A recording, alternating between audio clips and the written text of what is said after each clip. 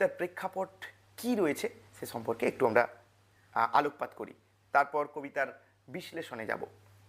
তাহলে কবিতার প্রেক্ষাপট বলেছিলাম প্রথমেই কোনো আনন্দদায়ক ঘটনা নয়, বরং বেদনার।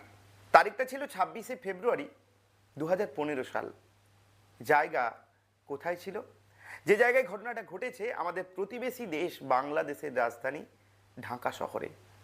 সেখানে তখন চলছে অমর 21শে বইমেলা, বাঙালির প্রাণের মেলা। সেই মেলা থেকে ফিরছিলেন এক দম্পতি, অভিজিৎ রায় এবং তার স্ত্রী বন্যা আহমেদ। এরা দুজনেই মার্কিন যুক্তরাষ্ট্রে থাকতেন, প্রবাসী বাঙালি বলা যায়।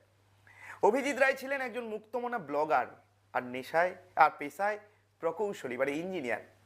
কিন্তু নেশায় ছিলেন একজন যুক্তিবাদী মানুষ।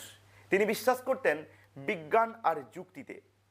হঠাৎ অন্ধকার থেকে, মানে ওই দিন যখন বইমেলা থেকে বেরিয়ে আসছেন, হঠাৎ অন্ধকার থেকে একদল ঘাতক চাপাতি হাতে তাদের উপর ঝাঁপিয়ে পড়ে, রাস্তার উপর ফেলে অভিজিৎ রায়কে নৃশংসভাবে হত্যা করেন। তার স্ত্রীও গুরুতর আহত অবস্থায়। তাদের দুজনকে হাসপাতালে নিয়ে যাওয়া হয়। কিন্তু কথা হচ্ছে, কেন এই রক্তপাত, কেন এই হত্যা? কারণ অভিজিৎ রায় তার লেখনীর মাধ্যমে অন্ধকার আর অন্ধবিশ্বাসের মূলে আঘাত করেছিলেন।